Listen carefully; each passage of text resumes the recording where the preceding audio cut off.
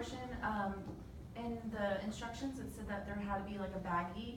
That's only if you get it wet the night before and you want it in there. Okay. There's dialogue that goes with that. So should we do the baggie with the It's up to you. Okay. If you can remember to get your towel wet the morning of, you don't need the baggie. Okay. If you're like me and have to have everything perfect the night before, I have to have a baggie.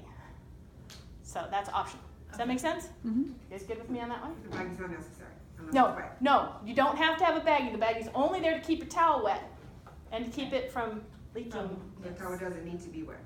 The towel has to be wet. It has to be wet. That's why Okay. you put the bag in. You can get it wet that morning and put it in your box, but that means you're unpacking the box.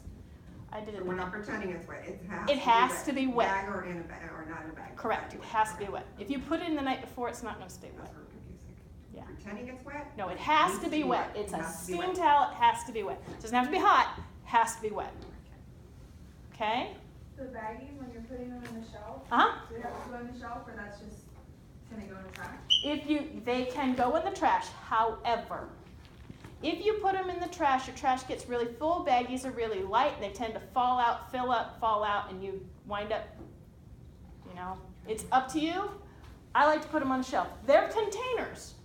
As long as you use them properly, they're considered containers. Does it make sense? Mm-hmm. Okay, it's up to you.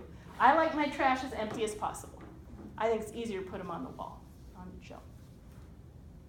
So when we're setting up for a new client for the hair removal, and Mm-hmm.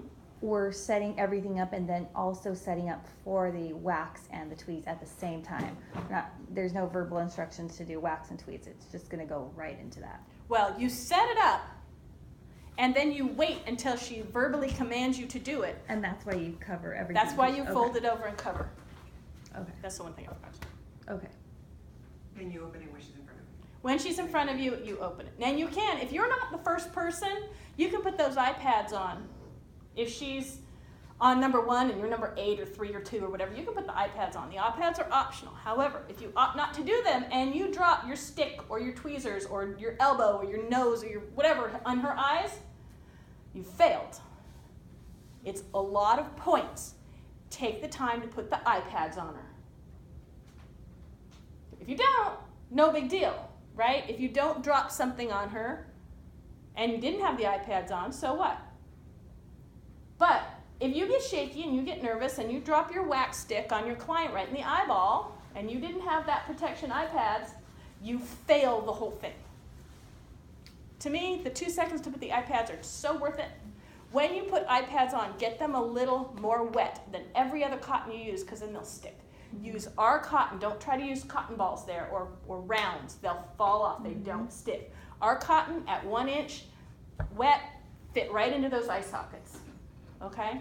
They just, if anything else, but the iPads, if you use those cottons, they stick and they don't fall off.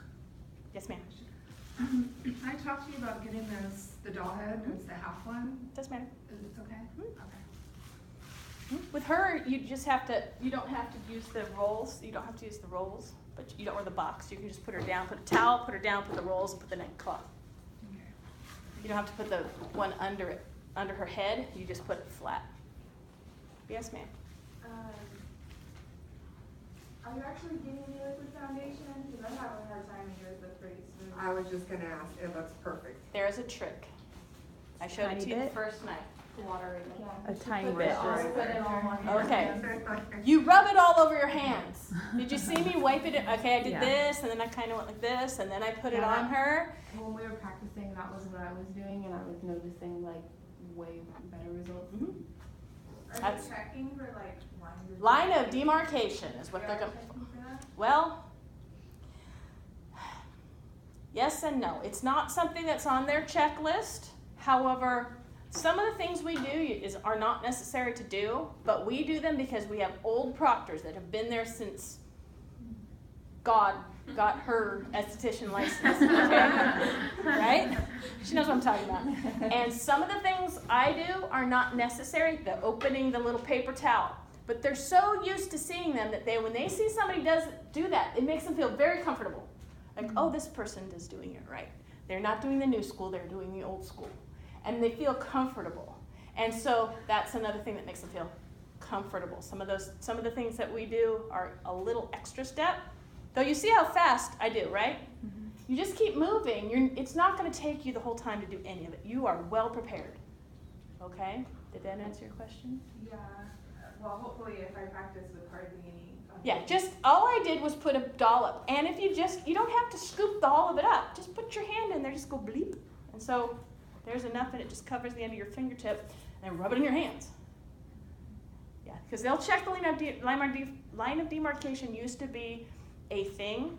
Now it's not part of the thing they look for, but the old school ladies are going to look for it. And they'll judge you accordingly. You know what I'm saying?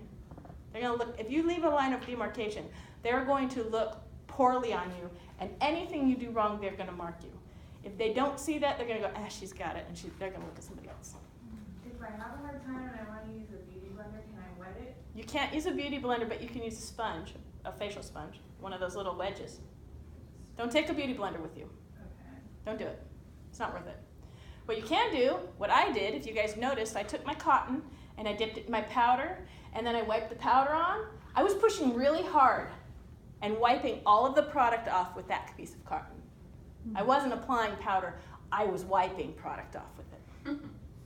It's just ways. You can get a rig round, one of those cotton rounds, and you can do that. Dip it in the powder and then just wipe all the stuff off. But the key is not to put too much on. Rub it in your hands. Get it between your fingers. You've got a paper towel there to wipe it off with. You can even sanitize your hands afterwards if you want to. Okay? Leave it on your hands as opposed to putting it on your client.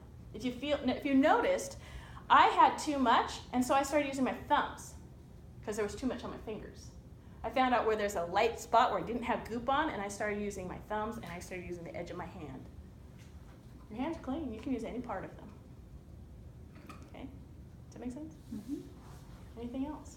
Yes, ma'am. So the only two times you literally have someone in front of you is in the wax and then the Band-Aid. Band-Aid. The rest of the time she'll stand over here like this.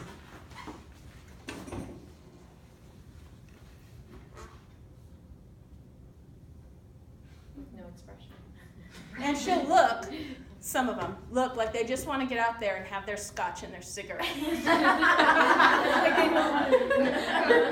you're saying that's what we should bring them? No bribing them. There's a couple that have